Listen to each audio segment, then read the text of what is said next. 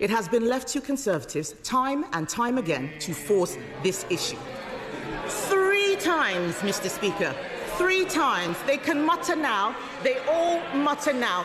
3 times, Mr. Speaker, these Labour MPs voted against the National Inquiry. They voted against it 3 times. Liberal Democrats didn't bother to vote at all, asleep at the wheel. Labour MPs voted against a reasoned amendment to the Children's Bill. At committee stage of that bill, they voted against. At committee stage of the crime and policing...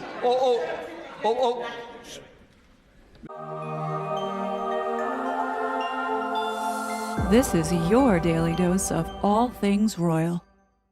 Welcome back, my gorgeous good-looking friends. Today's video is slightly different to my normal videos.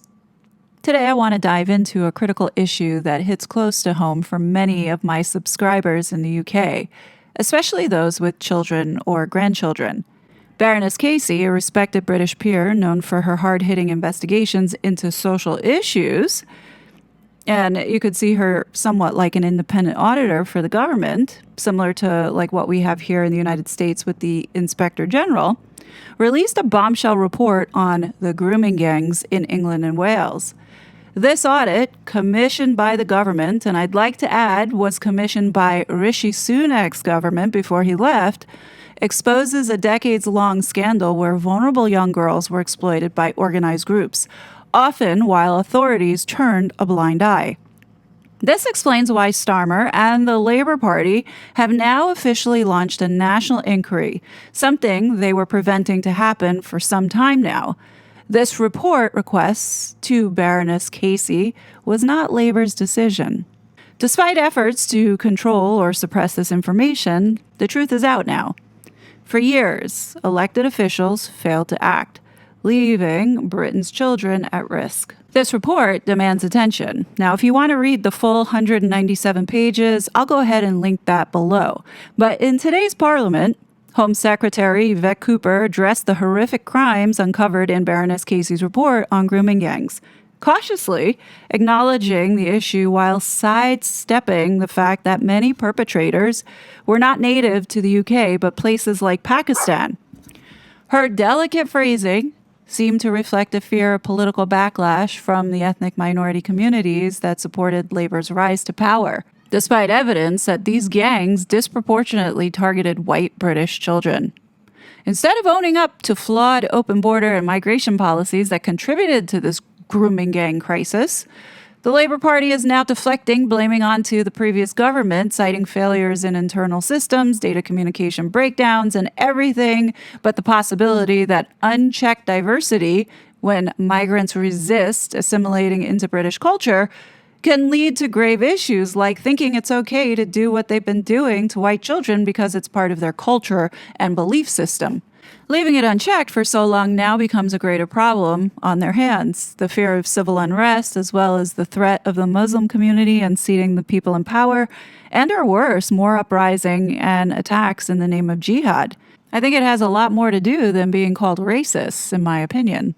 Now, I do find it a little disappointing that the royal family, out of the over 1,000 organizations and charities that they support and champion, not a single one goes towards helping these victims and survivors and their families of this horrific abuse. Not a single one. Yes, the royal family has a few children's charities that they support that support kids who have been victims of abuse, but it does not address these gang rapes, does not address this problem that is being seen in many communities across the United Kingdom. And to me, I think that's telling, in my opinion, especially since this has been going on for decades and everybody knows about it.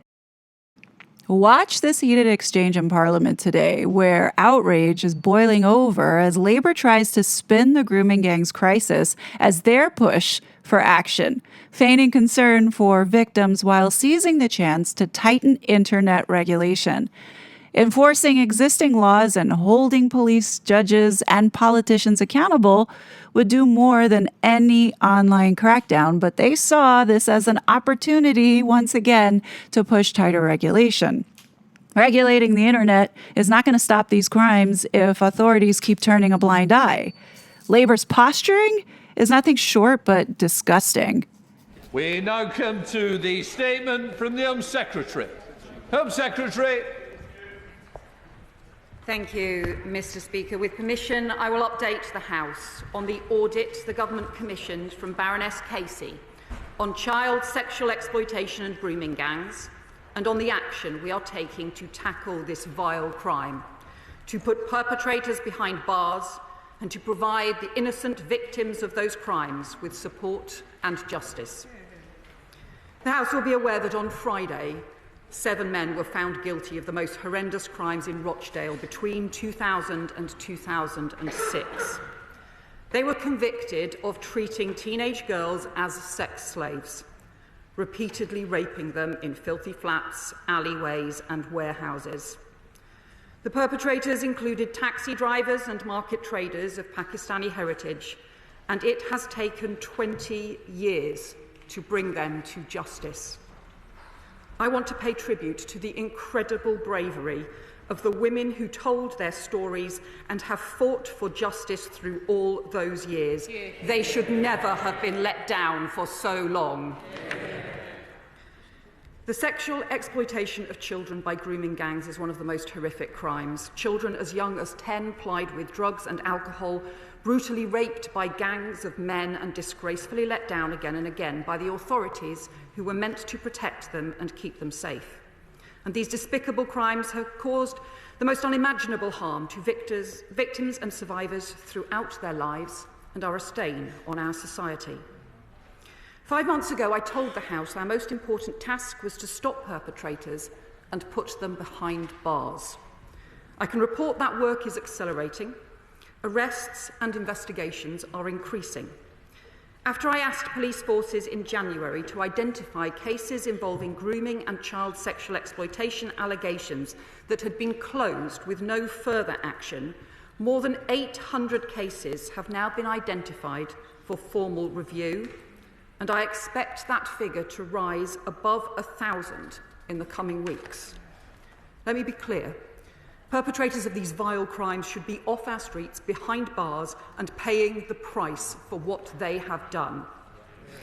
Further rapid action is also underway to implement recommendations of past inquiries and reviews, including the 7-year independent inquiry into child abuse, recommendations which, for too long, have sat on the shelf.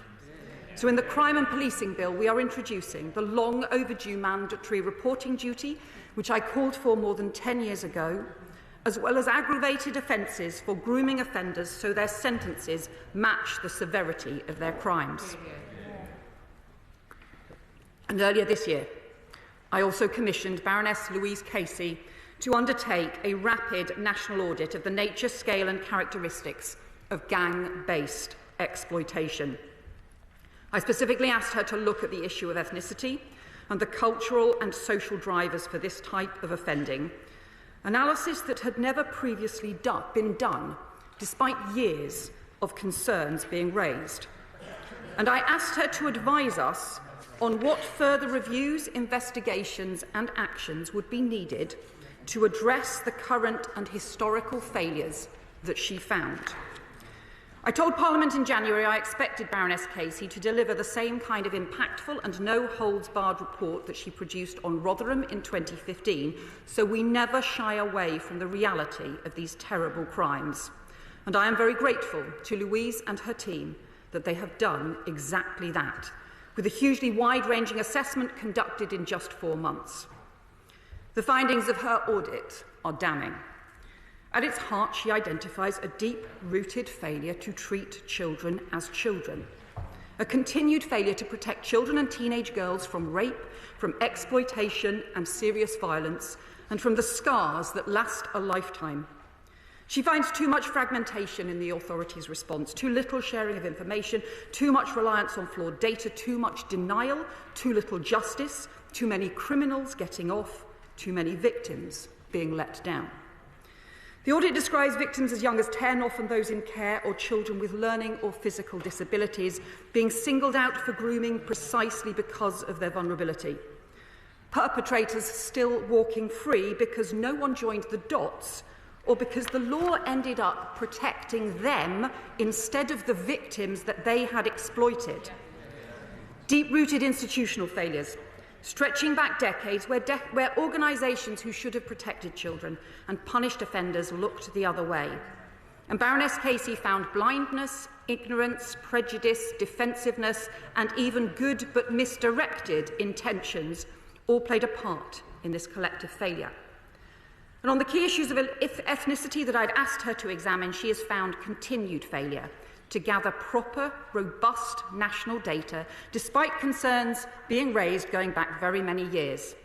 In the local data that the audit examined from 3 police forces, they identify clear evidence of overrepresentation among suspects of Asian and Pakistani heritage men. And she refers to examples of organisations avoiding the topic altogether for fear of appearing racist or raising community tensions. These findings are deeply disturbing, but most disturbing of all, as Baroness Casey makes clear, is the fact that too many of these findings are not new. As Baroness Casey's audit sets out, there have been 15 years of reports, reviews, inquiries and investigations into these appalling rapes, exploitation and violent crimes against children, detailed over 17 pages in her report, but too little has changed. We have lost more than a decade. That must end now. Yeah. Baroness Casey sets out 12 recommendations for change. We will take action on all of them immediately because we cannot afford more wasted years. So we will introduce new laws to protect children and support victims so they stop being blamed for the appalling crimes committed against them. Yeah. New major police operations to pursue perpetrators and put them behind bars. New national inquiry to direct local investigations and hold institutions to account for past failures. New ethnicity data and research so we face up to the facts on exploitation and abuse. New action across children's services and other agencies to identify children at risk. And further action to support child victims and tackle the new forms of exploitation and abuse online. Taken together, this will mark the biggest programme of work ever pursued to root out the scourge of grooming gangs and child sexual exploitation. Those vile perpetrators who have grown used to the authorities looking the other way must have no place to hide. Yeah. So let me spell out the next steps we're announcing today. Baroness Casey's first recommendation is we must see children as children. She concludes too many grooming cases have been dropped or downgraded from rape to lesser charges because a 13 to 15-year-old is perceived to have been in love with or had consented to sex with the perpetrator. So we will change the law to ensure that adults who engage in penetrative sex with a child under 16 face the most serious charge of rape. And we will work closely with the CPS and the police to ensure there are safeguards for consensual teenage relationships. We will change the law so that those convicted for child prostitution offences, while their rapists got off scot-free, will have their convictions disregarded and their criminal records expunged. Baroness Casey's next recommendation is a national criminal operation. As I've set out, arrests and investigations are rising, but the audit recommends us going further. So I can announce the police will launch a new national criminal operation into grooming gangs, overseen by the National Crime Agency, bringing together for the first time all arms of the policing response, and will develop a rigorous new national operating model which all forces across the country will be able to adopt, ensuring grooming gangs are always treated as serious and organised crime. And so rapists who groom children, whether their crimes were committed decades ago or are still being committed today, can end up behind bars. But alongside justice, there must also be accountability and action. We've begun implementing the recommendations from inquiries past, including Professor Jay's independent inquiry, and we've said that further inquiries are needed to get accountability in local areas. I told the House in January I would undertake further work to look at how to ensure those inquiries could get the evidence they needed to properly hold institutions to account, and we have sought responses from local councils too. We asked Baroness Casey to review those responses, as well as the arrangements and powers that had been used in past investigations and inquiries to consider the best means to get to the truth. Her report concludes that further local investigations are needed, but they should be directed and overseen by a national commission with statutory inquiry powers. We agree, and we will set up a national inquiry to that effect.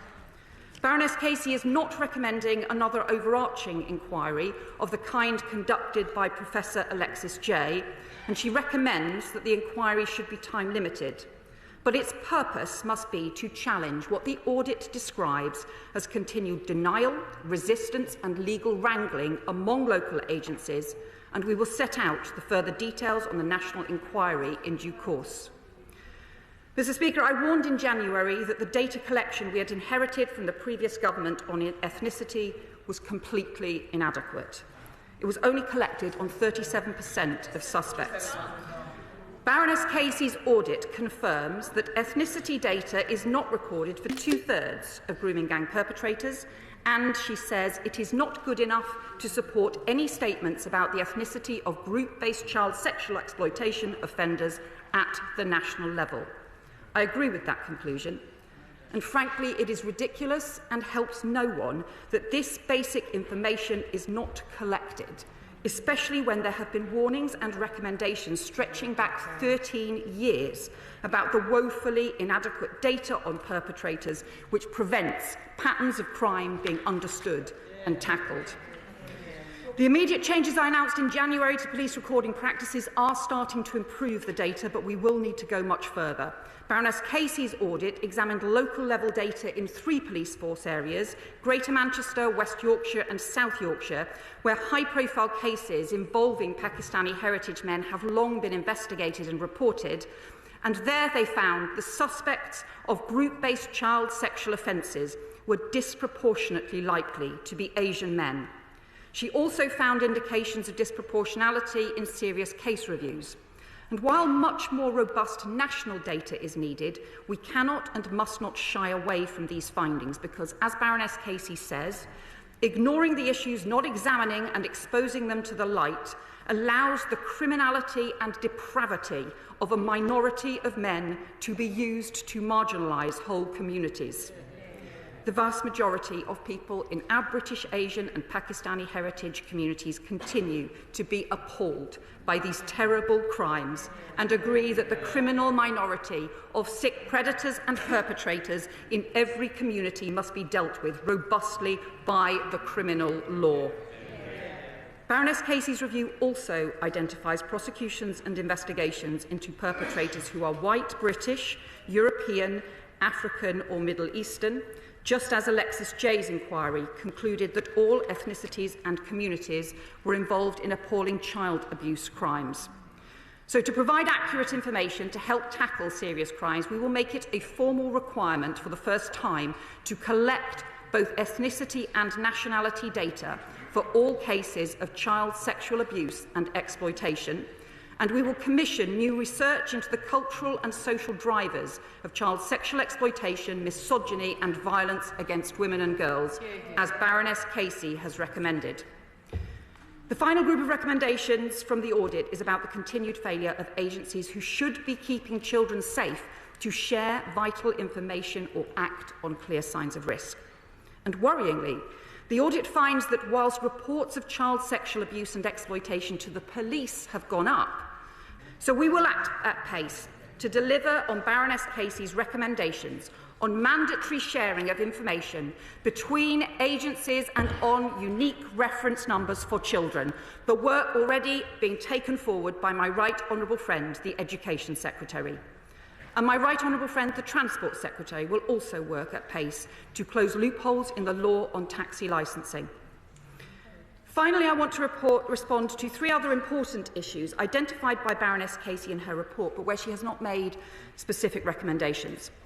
On support for victims, my right honourable friend, the Health Secretary, will fund additional training for mental health staff in schools on identifying and supporting children and young people who have experienced trauma, exploitation and abuse. Secondly, Baroness Casey reports that she came across cases involving suspects who were asylum seekers. We have asked her team to provide to the Home Office all the evidence that they found, so the immigration enforcement can immediately pursue individual cases with the police. But let me make clear, those who groom children or who commit sexual offences will not be granted asylum in the UK. We will do everything in our power to remove them.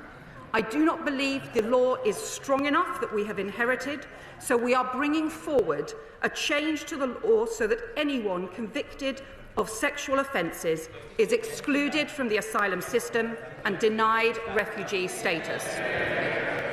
We've already increased the removal of foreign national offenders by 14% since the election, and we're drawing up new arrangements to identify and remove those who have committed a much wider range of offences.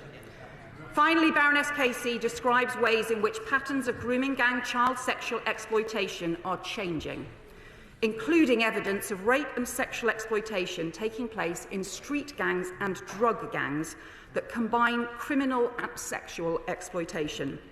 I do not believe that this kind of exploitation has been sufficiently investigated. It also describes sexual exploitation in modern slavery and trafficking cases, and most significant of all, it describes the huge increase in online grooming and horrendous sexual exploitation and abuse, including the use of social media apps to build up relationships and lure children into physical abuse. And the audit quotes one police expert saying, "If Rotherham were to happen again today, it would start online."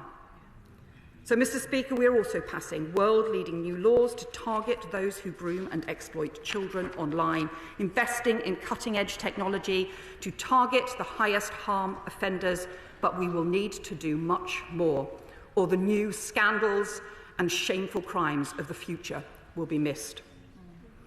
When the final report of Alexis Jay's 7-year national inquiry was published in October 2022, the then Home Secretary, Grant Shapps, issued a profound and formal public apology to the victims of child sexual abuse so badly let down over decades by different levels of the state.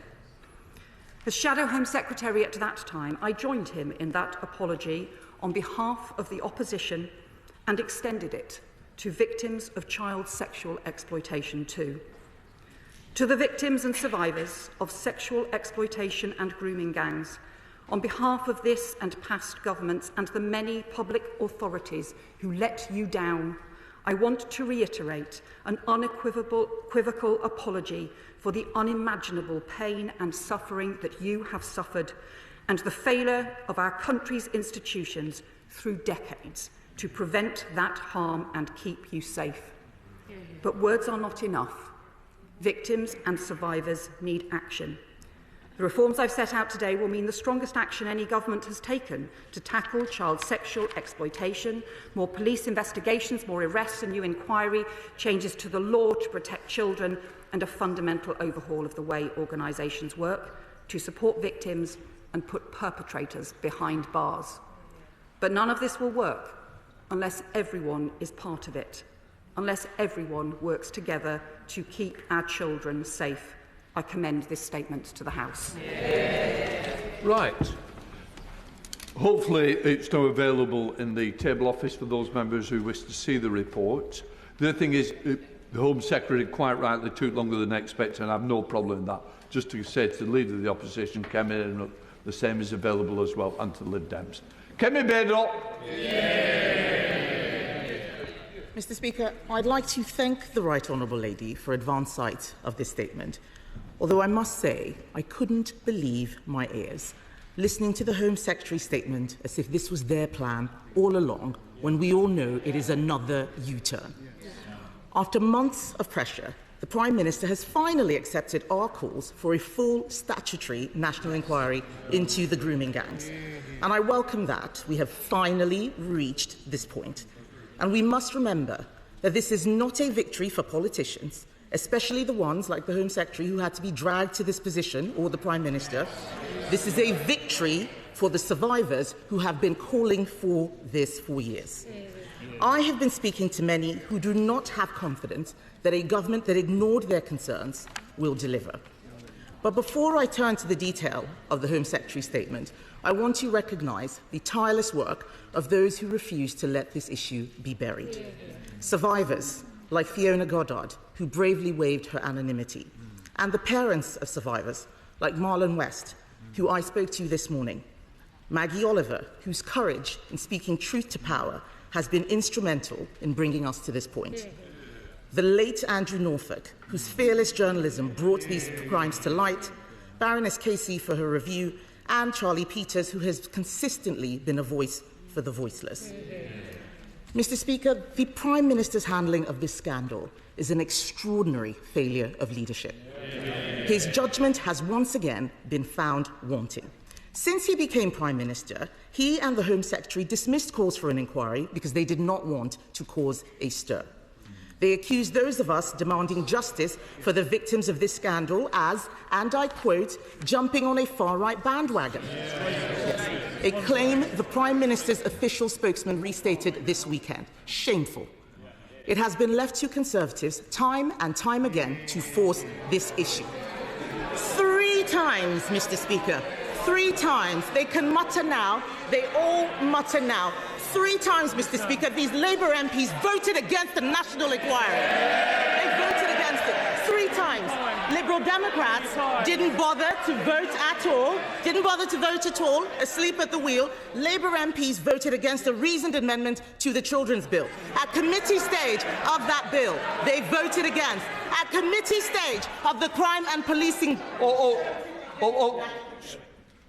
Mr. Swallow, I want you to set a good example. It's a very serious debate. Temps are running high, but I certainly don't want you to see you pointing and shouting and bawling in that way.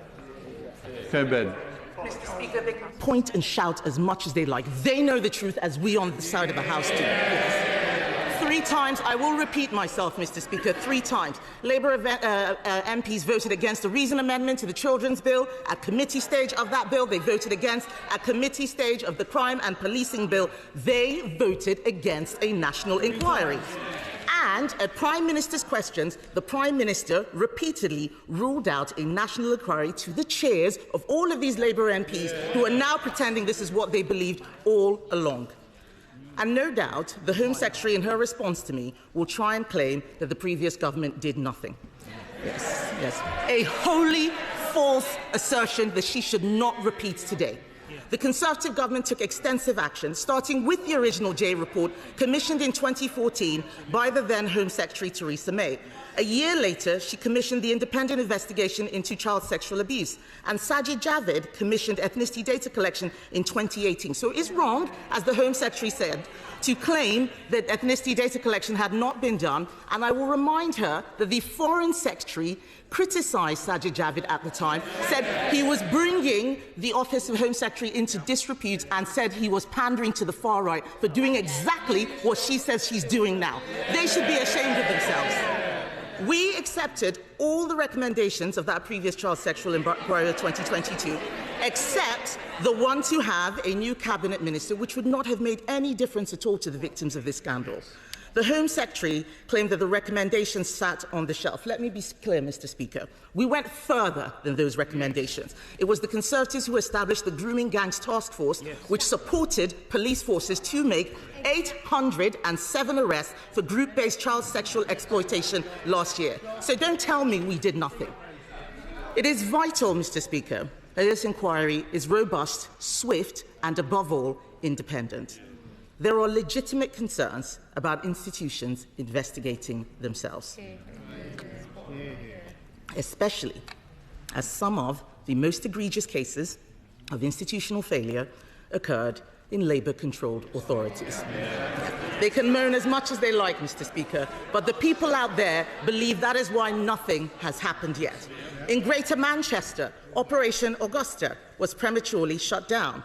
In Rotherham, under continuous Labour control since 1974, we saw repeated failures. In Telford, where Labour has predominantly held power, the current MP initially rejected calls for an inquiry while serving as council leader. This inquiry must have teeth.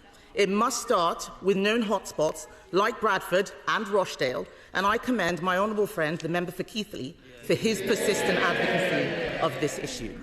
We need clear commitments, Mr. Speaker. For example, will the inquiry examine the role of ethnicity in these crimes, confronting hard truths about potential cover-ups motivated by fears of appearing racist? There's no point then muttering. The Home Secretary said it herself. I spoke to the father of a survivor just this morning, and he told me the survivors need to have someone who is independent that they can go to and trust. Yeah. It is no use them being forced to speak to the same authorities who ignored them in the first place. Yeah. Yeah. So will this inquiry ensure that no one, whether police officers, councillors or council officials, is beyond scrutiny? The government's approach to the Casey review itself raises serious concerns. While the review's findings are crucial, we as legislators are sent here to make decisions, not to outsource the difficult ones. The Prime Minister has waited months for someone to take this decision for him. This is the kind of dithering and delay that the survivors complained about. Mr. Speaker, we need answers to the following questions. The House deserves to know what changed the Prime Minister's mind from thinking this was dog whistle far-right politics to something he must do. When exactly did Baroness Casey submit her findings to Downing Street, and did the government request any changes to her report? Does she agree that anyone in authority who deliberately covered up these disgusting crimes should be prosecuted for misconduct in public office, and those prosecutions should happen alongside, not after, the inquiry? Because we believe that anyone in the police, local authorities, social services, or even the CPS who covered this up because they cared more about so-called community relations than about protecting vulnerable girls as young as 10 years old should be pursued.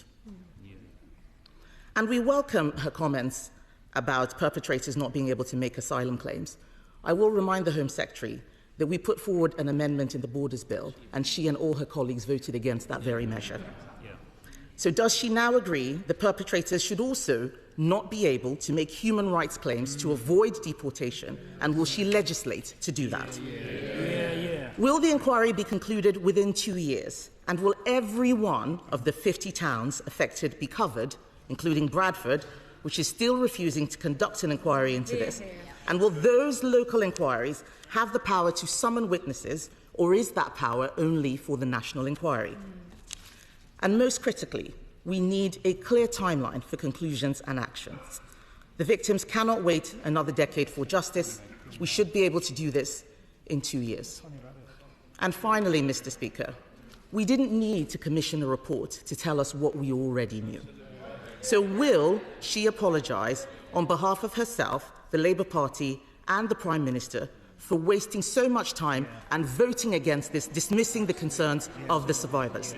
The House, the British public, and most importantly, the many brave survivors deserve clear answers from a government of dithering and delay.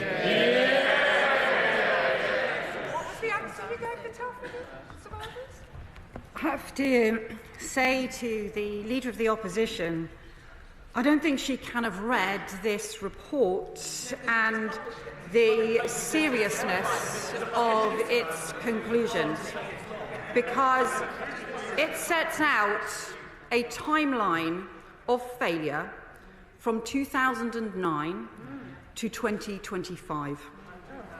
Repeated reports and recommendations that were not acted on child protection, on police investigations, on ethnicity data, on data sharing, on support for victims. For 14 of those 16 years, her party was in government, including years when she was the Minister for Children and Families, then the Minister for Equalities, covering race and ethnicity issues and violence against women and girls. And I didn't hear her raise any of these issues until January of this year.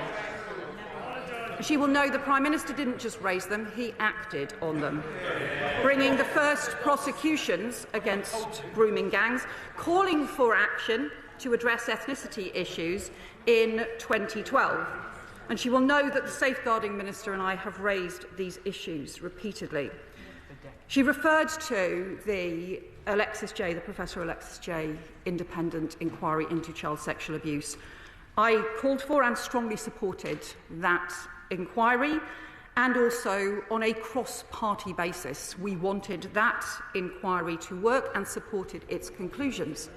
But her party did absolutely nothing to implement those conclusions. Time and again, recommendations just sitting on the shelf. And it has taken this government now to bring forward the mandatory duty to report. And she says that we should ensure that people who have engaged in cover-ups should be prosecuted. I agree, and that is why this party is changing the law to make that possible, so that cover-ups cannot happen and so that people are held to account. She'll also know that the votes she's referred to, what she wanted to do, and the amendment she put forward, would have wrecked the children's well-being and schools bill. The very bill which includes 2 of Baroness Casey's recommendations strengthening child protection, recommendations that she and her party refused to introduce over 14 years. And I am sorry that she chose not to join in the apology to victims and survivors for decades of failure that was a cross-party apology in 2022. And it should be again if she really had victims' interests and the national interest at heart. Thank you, Mr. Speaker. And I listened, I sat with a cold fury at what was coming out of the mouth of the Leader of Opposition. Because much of it is beneath contempt. Can I commend today's statement, and can I commend her for commissioning a fiercely independent figure like Louise Casey to conduct this national audit, without which we would not have had today's outcome. In Rochdale, we know all too well how many years it has taken for victims to get the justice they deserve. They have waited many, many years to see these sick criminals locked up and put behind bars. But also, I mean, only last week we had 7 more of these perverts locked up in Rochdale, and that is a testimony to the police and the prosecution who finally got these cases together. But the victims also want accountability for anyone in position of authority, as she has said, anyone who found out about this and failed to act, or knew about it and failed to act. So does she agree with me that no councillor of any political party, no social worker, no police officer, no council officer and no ethnic group should hide from the fierce scrutiny of this national inquiry? My honourable friend is right to raise the appalling case in his constituency where 7 people were convicted on Friday, and he will know as well that there are further criminal investigations still ongoing as well, and it is shameful how long it has taken to get justice for those victims. I also agree with him that there can be no hiding from justice for anyone on this appalling issue where victims and survivors have been let down for far too long, and I would hope that this could be a cross-party process to support that. Liberal Democrat spokesperson Lisa Smart. Thank you very much, Mr. Speaker. Child sexual abuse and exploitation are among the most abhorrent crimes imaginable, and we must all support every effort to deliver justice for victims and to prevent these vile acts from happening again. It is, of course, right that the Government follows the recommendations of Baroness Casey's report, including a new national inquiry. Survivors must be at the heart of this process. Their voices, experiences and insights must shape both the inquiry and its outcomes. And I would welcome hearing more from the Home Secretary on how she intends to ensure survivors are heard, respected and central to this view, building on their existing testimony without asking to repeat themselves and relive their abuse again and again. Mr. Speaker, the 7-year inquiry into child sexual abuse, chaired by Professor Alexis Jay, delivered its final report in 2022, and the Government at the time delivered none of its recommendations, leaving survivors waiting for justice. In her remarks, the Home Secretary mentioned 2 of Professor Jay's recommendations being introduced through the Crime and Policing Bill: mandatory reporting duty and aggravated offences for grooming offenders. But what does this new inquiry mean for the remaining recommendations of Professor Jay? Will victims and survivors see all 20 recommendations implemented while the new inquiry is being carried out? Any new inquiry must be more than symbolic. It must be robust, victim-centred and capable of driving real change. A duty of candour would require public officials and authorities to cooperate fully with an inquiry like this. So it continues to be disappointing that the government has delayed bringing this forward. I ask the Home Secretary plainly, what is stopping the government from introducing a duty of candour via a Hillsborough law now? Finally, now that Baroness Casey has completed her review, I welcome her appointment as chair of the Independent Commission into Adult Social Care. I trust she will bring to that hugely important role the same determination to challenge injustice and champion the voices of those too often left unheard. The honourable member makes important points about the seriousness of this crime. She is right too that we need to continue to implement the recommendations of the overarching inquiry into child abuse. The Safeguarding Minister updated the House before Easter on those recommendations and the action that we are taking forward on those. I can tell her that a lot of the in the Home Office measures are already well underway as well, and we will continue to do that. It's really important that we don't simply have recommendations sitting on shelves, that things have to be implemented. On the Hillsborough law, we are working at pace to get the details right and bring it before the House. She will understand that it needs to meet the expectations of the Hillsborough families as well as be right for the House too. And we will continue to work on the wider issues as well. Baroness Casey in her foreword says, if we'd got this right years ago, seeing these girls as children raped rather than wayward teenagers or collaborators in their abuse, collecting ethnicity data and acknowledging as a system that we did not do a good enough job, then I doubt we'd be in this place now.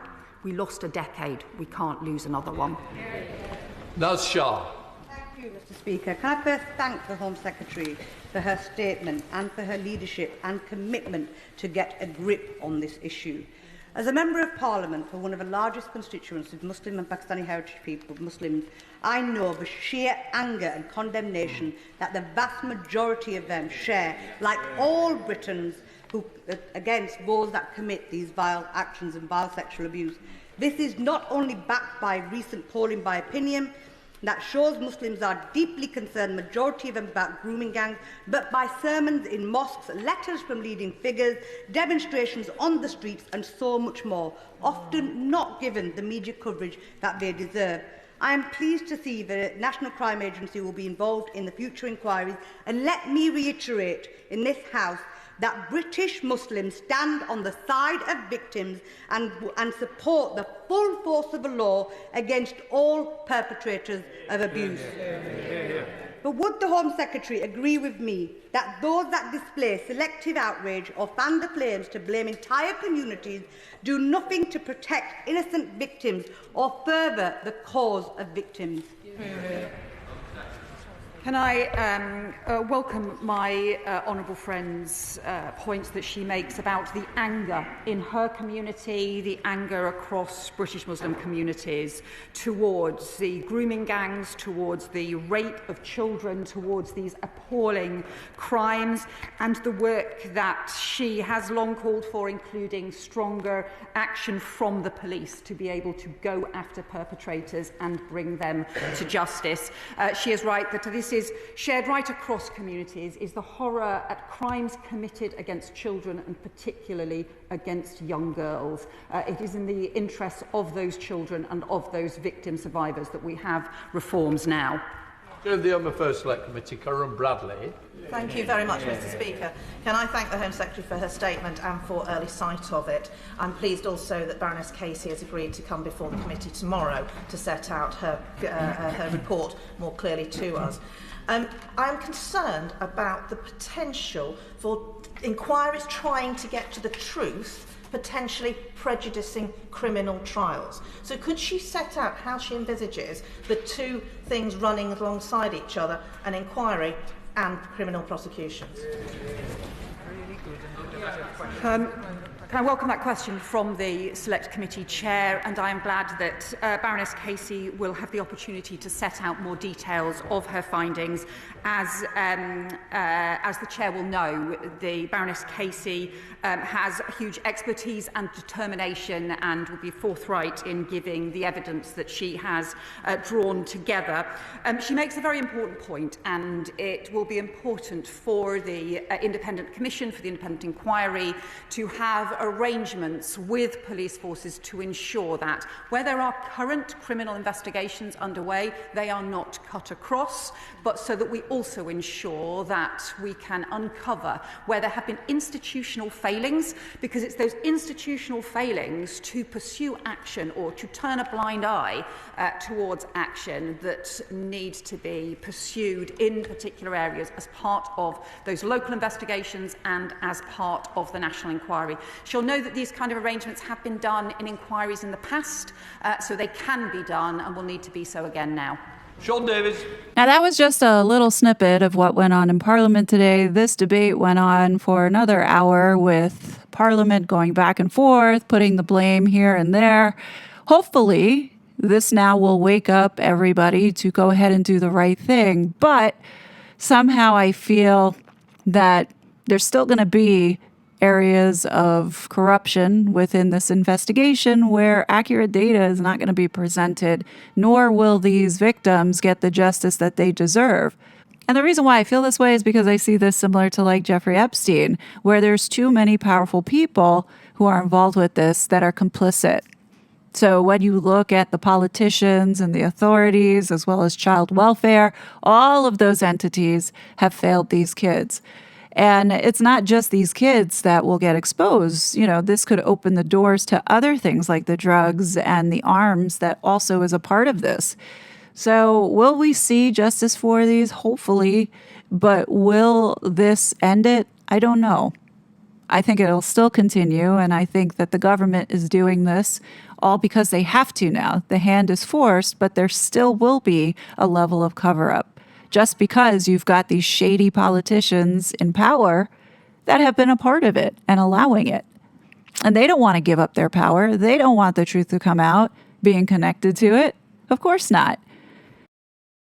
Listen to Tommy Robinson. He explains it the best as to why this continues to happen. He was recently on the PBD podcast in where Patrick David Bett asks him, like, what is it that, you know, is making them do this? Is it money? Is it power? And here's what Tommy had to say. It works as a mafia. They're making so much money. You know, they control the drugs, the violence in every town and city is controlled by the Muslim community in the UK now. They are the mafia. They control everything. And whoever controls the drugs controls the towns, controls the streets. Whoever controls the streets controls the towns. They have What kind of money are they making? Insane money. Give me an example. Millions. That's not a lot, though. Like, are they, because to own judges, to own... I won't say they own judges, to own police officers, yeah? So they own police officers, which we show. So I go... Police officers, to be able, so for me, to be able to get away with this, you have to either bribe, where you have intel on them, which they don't. That's not their business model. You have to buy local small judges and, you know, cops and senators and Congress and buy them out, which they're not making that kind of money to be able to do that. You have to be feared because they could come to you, but fearing them to do what to you? They don't have to pay. I'm trying to really find out, like, why? Political power. They don't have to pay. Yeah, okay, so maybe let me ask a different question. So Elon Musk said something about Starmer, right? He tweets something about him. I pulled up right now, prime ministers in UK from 2005 to 2025. Tony Blair, you got Gordon Brown, Labour Party, Labour, Cameron, Conservative, Theresa May, Conservative, Boris Johnson, Conservative, Liz Truss, Conservative, Rishi Sunak, Conservative, and Keir Starmer, Conservative, Labour. Yeah. You mean David, Theresa, Boris, Liz, and Rishi? While this is going on, they knew about it and they didn't do anything about it? All of them knew about it. Well, so, but remember, they were responsible for open border mass immigration. The reason being, open border mass immigration, the problems I'm talking about are the problems that come from that. Now, if you were allowed to really look at it, then whose failure is it? Why are these girls getting raped? It comes down to their political failure, their decisions to allow mass immigration into our towns and cities. So that's why they must cover it up. Because if it's not covered up, all these problems that I talk about, all the problems I've seen, all these rapes, all the gangs, all the terrorism, all the jihad, all of that, They've imported. And that is their failure. So if you're allowed to look at it and investigate it and question it, then you're going to start looking at them. And then the public are going to look at them and say, you did this. You did this. And every one of them have risen to the top with dirty hands. Okay, fair. So royal family, who has more power, prime minister or the royal family? You think the royal family is going to allow, we're Americans, right? So we're on a completely different place here. But when we think about your politics, can't the royal family sit there and say, what are we doing? The rich history that we have, are we going to sit here and be okay with this happening to us? Okay, so look at a case in Manchester. Case in Manchester, young girl, what's her name, Victoria? Young girl, 15, drugged with heroin by a 55-year-old Muslim man, raped. When she was killed, that launched a police investigation. They made, I think, 100 arrests. When they made these arrests, there was the police officer in charge. I'm speaking from memory here, but I've done this before. So there's a police officer in charge. They make 100 arrests. They arrest them. They give them their court date, their pending court cases, and then the Crown Prosecution Service claps. Gone. Everything's gone. Remember, this is when they're still covering up, yeah? So the police were forced into doing an investigation because a young girl had died. Then they uncover all of these rape gangs and they start looking at them. Victoria, so it was Victoria. Rape arrest as part of new grooming. Oh, so now they're making arrests in 2020, yeah? But she wasn't killed in 2020. Gail, when she was killed. Now, when she was killed, 2003. So remember, this is when we're still in big cover-up mode, yeah? So they make loads of arrests in this case. They find the gang. They find that all the ones, hundreds of them are operating, just raping young kids, torturing them. They make arrests. They get them all ready for court. They collapse the entire trial. The lead police officer who collapsed that trial won the highest recommendation 6 months later from our royal family. The level of cover-up. 6 months later from royal family? From the royal family, he won the biggest award you can get, for his work. Yeah, he won the reward for covering this up. Because what you have to understand is, they were so fearful of this coming out, and they always say they were fearful of race riots, fearful of race tensions, because you can't allow the public to realise that literally members of the Islamic community are raping their way through our nation. And that is all to do with open border mass immigration. Say like the Democrats now, they're opening up. Many problems in American cities are going to come from the problems that have come from the men who they've imported and allowed in. So what do they want to do? They just hide it. And this was a mass cover-up for... Up until the formation of the English Defence League, they had successfully hid this for 30 to 40 years. In closing, I'd like to say, so to close off this video, I just would like to say I'm glad to see the global attention being put on this, because I do believe it's forced the hand of the UK government to take some kind of meaningful action. Let's just hope that today's Parliament session wasn't just theatre by the Labour government in order to just get by, because this report is pretty damning, and we know how the Labour government has been pushing off trying to do any type of inquiry, and now we know why. Let's just hope they didn't just put on this show today to avoid backlash. But what do you guys think? Definitely leave your thoughts below. As always, I will be back with more content, but until then, please be safe, and I'll talk to you later. Bye! Such a fraud.